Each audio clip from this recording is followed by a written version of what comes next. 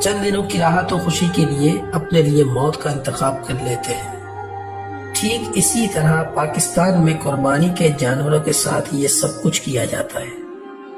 انتہائی مہنگے اور قوی جسامت کے حامل جانوروں کو دراصل ایک سال میں نہ جانے کتنے انجیکشن لگائے جاتے ہیں، جس کی وجہ سے یہ بہت ہی بھاری برگم ہو جاتے ہیں۔ ان کی گردنوں کی جھالر زمین تک آ جاتی ہے اور بے وقوف عوام اس کو خوبصورتی کہتی ہے۔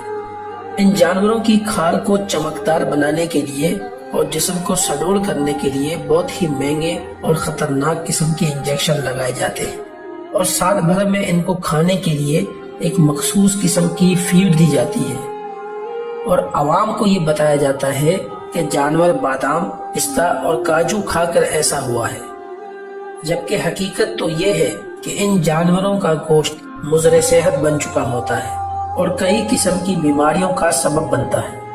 اگر کسی کو اس بات میں ذرہ برابر بھی شک ہو تو ان جانوروں کو 4 مہینے کے لیے اپنے گھروں پر پالنا شروع کر دیں۔